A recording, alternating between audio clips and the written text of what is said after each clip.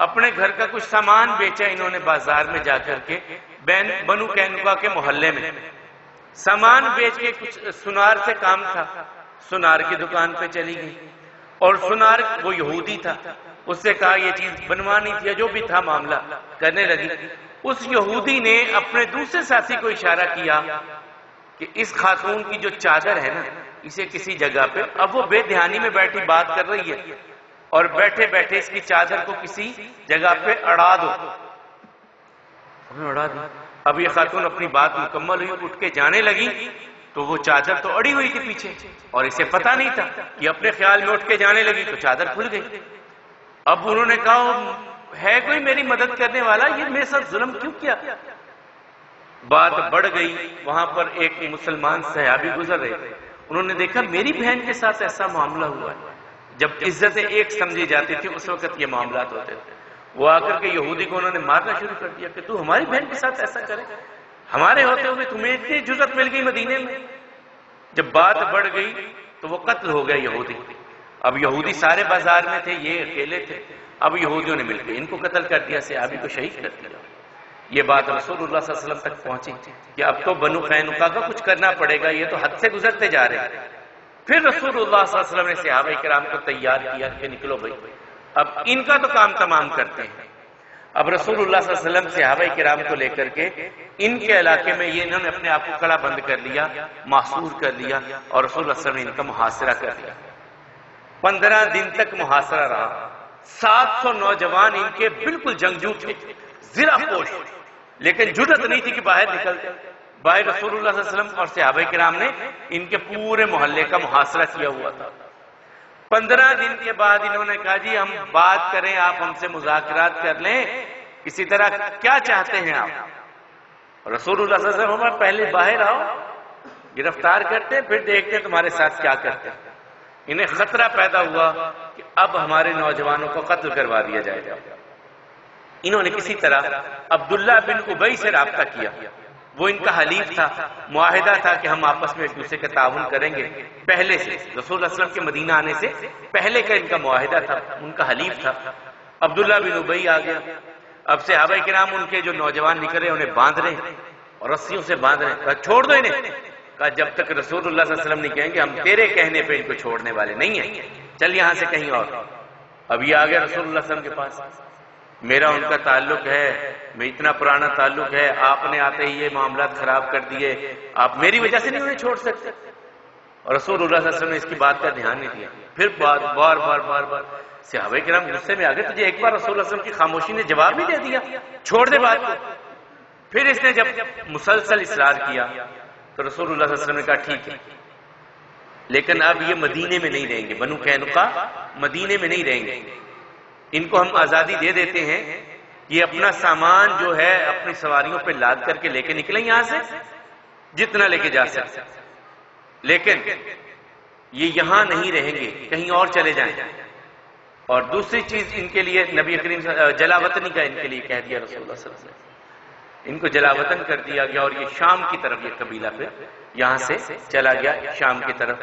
تو یہ بھی ایک غزوہ ہوا جس میں رسول اللہ صلی اللہ علیہ وسلم خود شامل تھے، اور اللہ تعالیٰ نے پھر مسلمانوں کو یہودیوں کی اس شر سے، ایک قبیلے کے شر سے ابھی بچایا، اور یہاں پر استحکام مدینے میں ہوا۔ اب اس استحکام میں حضرت عمر فاروق رضی اللہ تعالیٰ کی بیٹی سیدہ حفصہ بنت عمر یہ بیوہ ہو گئی۔ حفصہ بنت عمر بیوہ ہو گئی۔ ان کے خامند تھے خنیس بن حذافہ، یہ بدر میں شریک ہوئے تھے، بدر سے آتے ہی بیمار ہوئے اور فوت ہو گئے۔ حضرت عمر کی بیٹی بیوہ ہو گئی، بڑی پڑھی لکھی تھی، لکھنا پڑھنا بھی جانتی تھی، اور قرآن کریم کی حافظہ بھی تھی، جتنا جتنا اترتا جاتا یہ حفظ کرتی جاتی۔ عمر فاروق رضی اللہ تعالیٰ عنہ کو احساس تھا کہ میں اپنی بیٹی کا گھر بسا دوں کسی طرح۔ انہوں نے ایک دن حضرت عثمان سے بات کی۔ اس وقت حضرت عثمان رضی اللہ تعالیٰ عنہ کی بیوی حضرت رقیہ فوت ہو چکی تھی۔ انہوں نے حضرت عثمان سے بات کی کہ عثمان اگر تم چاہو تو میری بیٹی سے تمہارا نکاح ہو جائے۔ تو حضرت عثمان رضی اللہ عنہ کہنے لگے ابھی مجھے پہلا غم بھولا نہیں ہے، ابھی میں اس ماحول میں نہیں آیا کہ میں آگے شادی کروں، آپ کہیں اور دیکھ لیجیے۔ حضرت ابو بکر کے پاس چلے گئے حضرت عمر، ابو بکر اگر آپ چاہیں تو میری بیٹی بیوہ ہو گئی ہے، اگر آپ ان سے شادی کر لیں۔ حضرت ابو بکر نے نہ ہاں کی نہ کی، جواب ہی نہیں دیا، خاموش رہے۔ حضرت عمر کہتے ہیں مجھے بڑا غصہ آیا، ہاں کر یا نہ کر بات کس طرف لگا، خاموش ہو گیا۔ کچھ دن گزر گئے، کچھ دن گزرے کہ رسول اللہ صلی اللہ علیہ وسلم ملے، میں نے ان سے بات کی، کہتے ہیں میں نے ان سے جب بات کی تو رسول اللہ صلی اللہ علیہ وسلم مسکرا پڑے اور کہا عمر، اس وقت عثمان رضی اللہ تعالیٰ بھی تھے اور وہ بھی بات کی کہ میں نے عثمان سے بات کی، کہا عثمان کو تیرے سے بہتر سسر مل جائے گا اور تجھے عثمان سے بہتر داماد مل جائے، ایسا ہو سکتا ہے؟ حضرت عمر کہنے لگے یہ کیسے ہو سکتا ہے کہ عثمان کو مجھ سے بہتر سسر مل جائے اور مجھے عثمان سے بہتر داماد مل جائے، اور کیا چاہیے؟ رسول اللہ صلی اللہ علیہ وسلم فرماتے ہیں عثمان کا سسر پھر میں بننے والا ہوں اور تیرے لیے داماد میں بننے والا ہوں، یعنی تیری بیٹی میرے گھر میں اور میری بیٹی عثمان کے گھر میں۔ اور وہاں پر بعض روایات میں ہے کہ رسول اللہ صلی اللہ علیہ وسلم نے فرمایا کہ مجھے اللہ تعالیٰ نے حکم دیا کہ اسی حق مہر میں، جو حق مہر رقیہ کا تھا، اسی طرح کے حق مہر میں آپ ام کلثوم کا نکاح عثمان سے کر دیجیے۔ اور ایک روایت میں ہے کہ رسول اللہ صلی اللہ علیہ وسلم کہتے ہیں عثمان نے اپنا حق دامادی اس طرح ادا کیا، اگر میری 10 بیٹیاں بھی ہوتی میں یکے بعد دیگرے عثمان کے نکاح میں دے دیتا۔ یہ انہوں نے حق اس طرح ادا کیا۔ تو بہرحال حضرت حفصہ بنت عمر رضی اللہ عنہما یہ رسول اللہ صلی اللہ علیہ وسلم کے نکاح میں آئیں، اور حضرت عثمان رضی اللہ تعالیٰ عنہ کا نکاح حضرت ام کلثوم بنت محمد کے ساتھ ہوا۔ اور اس کے ساتھ ہی اب جو تیسرا سن ہجری شروع ہو رہا ہے، تیسرے سن ہجری میں اللہ تعالیٰ نے کچھ اور برکات بھی عطا کی۔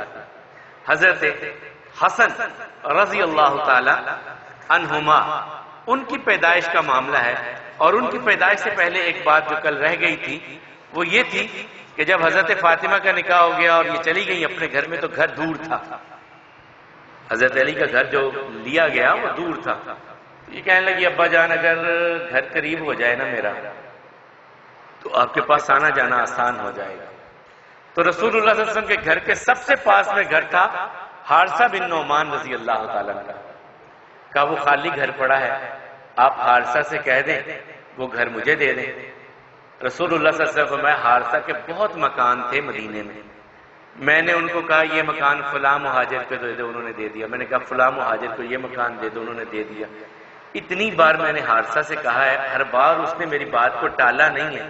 اب مجھے حیا آتی ہے کہ میں اپنی بیٹی کے لیے حارثہ کو کہوں کہ یہ جو مکان میرے ساتھ کا ہے یہ حارثہ میری بیٹی کو دے دو، مجھے شرم آتی ہے کہ میں حارثہ سے بات کروں۔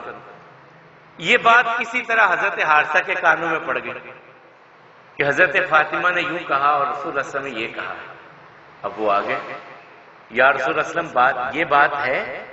رسول اللہ صلی اللہ علیہ وسلم مسکرائے ہاں ایسا ہی ہے۔ کہا یا رسول اللہ صلی اللہ علیہ وسلم اللہ کی قسم اللہ نے مجھے بڑا مال دیا ہے اور مجھے سب سے محبوب مال وہ ہے جو آپ نے پسند کیا ہے، وہ گھر مجھے زیادہ محبوب ہیں جو آپ نے پسند کر کے لوگوں کو دلوا دیے، وہ مجھے محبوب ہیں ان گھروں سے جو میرے پاس ہیں۔ یہ مکان آج سے میرا نہیں ہے، یہ آج سے علی و فاطمہ کا ہے، وہ یہاں آ کر کے رہے۔ یہ اس کا معاملہ ہوا۔ پھر اللہ تعالیٰ نے ان کے پاس سب بہت بڑی دولت عطا کی۔ حضرت حسن رضی اللہ تعالیٰ کی ولادت، حضرت حسن کی پیدائش یہ 3 ہجری میں ہے، ان کی پیدائش ہوئی اور پیدائش کے ساتھ جب رسول اللہ صلی اللہ علیہ وسلم کو اطلاع ملی کہ اللہ تعالیٰ نے فاطمہ کو بیٹا عطا کیا ہے، خود گئے جا کر کے رسول اللہ صلی اللہ علیہ وسلم نے، ترمذی کی روایت ہے، آذان خود کہی۔ یہاں 1-2 چیزیں ہیں وہ سمجھنے والی ہیں۔ ہمارے ہاں بچے کے کان میں آذان اور اقامت کہی جاتی ہے، آذان تو ملتی ہے، اقامت کا کوئی تصور نہیں ہے۔ یہ جو ہم کہتے ہیں دائیں کان میں اذان اور بائیں میں اقامت، اقامت کسی حدیث میں میرے علم کی حد تک کہیں نہیں ہے، صرف اذان کا ایک ملتا ہے اور بعض نے بھی اس روایت کو ضعیف کہا ہے۔ بہرحال رسول اللہ صلی اللہ علیہ وسلم سے یہ عمل ملتا ہے کہ انہوں نے حضرت حسن کے لیے کا اذان کہی، اور پھر عقیقہ بھی خود کیا رسول اللہ صلی اللہ علیہ وسلم نے، اور اس وقت ایک ہی جانور موجود تھا، ایک ہی بکری موجود تھی رسول اللہ صلی اللہ علیہ وسلم کے پاس، ایک بکری ہی ذبح کر دی رسول اللہ صلی اللہ علیہ وسلم نے۔ اور عقیقہ بچے کی طرف سے 7ویں دن ہوتا ہے۔ نام رکھنا حدیث مبارکہ ہے، نام رکھنا، اس کا عقیقہ کرنا، سر کے بالوں کو منڈوانا، مختون کرنا، اگر بیٹا ہو تو ختنہ کروانا، یہ 7ویں دن کے اعمال ہیں۔ اور جب حضرت حسن رضی اللہ تعالیٰ کے وہ سر کے بال منڈوائے گئے تو اس کے برابر چاندی کا صدقہ، یہ 3-4 ماشے کے قریب چاندی بنتی ہے، اتنا ہی وزن بچوں کے ان بالوں کا ہوتا ہے، یہ بھی کرنا چاہیے۔ عقیقہ ضرور کرنا چاہیے۔ رسول اللہ صلی اللہ علیہ وسلم فرماتے ہیں یہ گربی ہوتا ہے بچہ، اسے چھڑوانا ہوتا ہے، خون بہانا ہوتا ہے اس کی طرف سے۔ اور اللہ کے حبیب علیہ السلام فرمایا، حضرت عائشہ کہتی ہیں بچے کی طرف سے 2 بکریاں ذبح کرنے کا کہا، اور بچی کی طرف سے 1 بکری ذبح کرنے کا ہمیں حکم دیا رسول اللہ صلی اللہ علیہ وسلم نے۔ اور اس طرح نام رکھنا، اور نام اچھا رکھنا، یہ نہیں ہے کہ اب فلاں ڈرامے میں نام دیکھا تو بڑا اچھا لگا تو رکھ لیا، نام کوئی بامانی ہو تو رکھنا چاہیے۔ رسول اللہ صلی اللہ علیہ وسلم تشریف لائے، گھٹی دی، اذان کہی، پوچھا کوئی نام بھی سوچا؟ حضرت علی کہنے لگے حرب نام سوچا، حرب اس کا مطلب ہے لڑائی۔ رسول اللہ نے نہیں، حرب نہیں، یہ تو حسن ہے۔ تو رسول اللہ صلی اللہ علیہ وسلم نے نام کو تبدیل کیا اور کہا یہ تو میرا بیٹا حسن ہے۔ اور ان کو کہا تھا نا ان ابنی ھذا سید لیصلح اللہ علی یدہ بین طائفتین عظیمتین من المسلمین۔ ایک دن یہ آ رہے تھے جمعہ پڑھنے کے لیے، بہت چھوٹے تھے، اب 3 ہجری میں پیدا ہوئے تو 10 ہجری کے درمیان کتنی 6-7 سال کی عمر میں اسی دوران کوئی واقعہ ہی ہوا۔ یہ لمبا کرتا پہن کر کے آ رہے تھے تو گر پڑے، پاؤں الجھ گیا کرتے میں، گر پڑے۔ رسول اللہ صلی اللہ علیہ وسلم نے خطبہ چھوڑا اور انہیں اٹھا کر کے لائے، اور فرمایا یقیناً اللہ تعالیٰ نے جو بات کہی ہے نا، اولاد اور مال یہ بڑی آزمائش ہے، میرا بیٹا گر گیا، مجھ سے دیکھا نہیں گیا، خطبہ چھوڑا، جا کر کے اٹھا کر کے لے آئے۔ اور پھر کہا تھا ان ابنی ھذا سید، یہ میرا بیٹا سردار ہے، لیصلح اللہ علی یدہ بین طائفتین عظیمتین من المسلمین، کہ میں امید رکھتا ہوں اللہ تعالیٰ اس کے ہاتھ پر 2 بہت بڑے مسلمانوں کے گروہوں میں صلح کروائیں گے۔ یہ جنگ صفین کے بعد، حضرت علی کی شہادت کے بعد پھر حضرت معاویہ اور حضرت علی کے درمیان جو صلح ہوئی اس کی طرف رسول اللہ صلی اللہ علیہ وسلم کی بشارت تھی۔ بہرحال حضرت حسن رضی اللہ تعالیٰ کی پیدائش اور ان کی شباہت جو ہے وہ کہتے ہیں کہ اوپر والے حصے میں رسول اللہ صلی اللہ علیہ وسلم سے بڑی تھی۔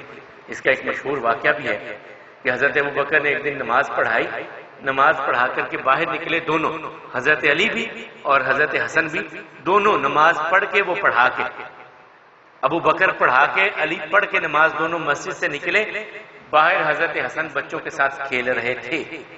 تو حضرت ابو بکر نے حضرت حسن کو اپنے کندھوں پہ اٹھا لیا، اپنے کندھے پہ اٹھا لیا، اور کہنے لگے علی حسن کی مشابہت تیرے ساتھ نہیں ہے، اس کو دیکھ کر کے آقا یاد آ جاتے ہیں، اس کو دیکھ کر کے آقا یاد آ جاتے ہیں۔ اپنے کندھے پہ بٹھا کر کے جب یہ بات کہہ رہے تھے تو راوی بیان کرتے ہیں کہ حضرت علی ہنس رہے تھے، مسکرا رہے تھے، ابو بکر آج کیسی تشبیہیں ڈھونڈ رہے ہیں، کیسی تشبیہ اور کیسی باتیں، وہ مسکرا رہے تھے۔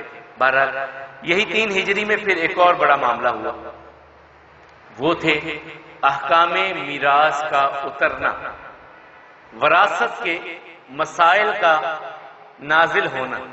وراثت جب کوئی انسان دنیا سے چلا جائے، اس کے جانے کے بعد اس کا جو چھوڑا ہوا مال ہے وہ کسی بھی شکل میں ہے، اس کی تقسیم کیسے ہوگی، کیسے بانٹا جائے گا۔ اس سے پہلے وصیت کے احکامات آ چکے تھے کہ وہ وصیت کر جائے والدین کے لیے، اولاد کے لیے، اور اس سے پہلے جو مواخات ہو چکی تھی اس میں انصار نے مہاجرین کو اس حد تک شامل کیا کہ اپنی میراث میں سے بھی ان کو حصہ دیتے تھے۔ پھر اللہ تعالیٰ کی طرف سے میراث کے احکامات 3 ہجری میں نازل ہوئے۔ وہ میراث کے احکامات کیا تھے، کیسے تھے، کیا کیا چیزیں بیان ہوئی تھیں، وہ ایک لمبا معاملہ ہے، اس پر بھی کچھ گفتگو کل کریں گے۔ اور اس کے ساتھ 3 ہجری میں غزوہ احد پیش آیا۔ یہ شوال 3 ہجری میں غزوہ احد، یہ ایک بہت بڑا معرکہ تھا جس میں 70 صحابہ کرام، کیونکہ مکے والے اس دن سے آرام سے نہیں بیٹھے تھے، 2 ہجری میں بدر میں مار کھا کے گئے تھے، انہوں نے کہا تھا کہ ہم سکون نہیں لیں گے جب تک بدلہ نہیں لیں گے۔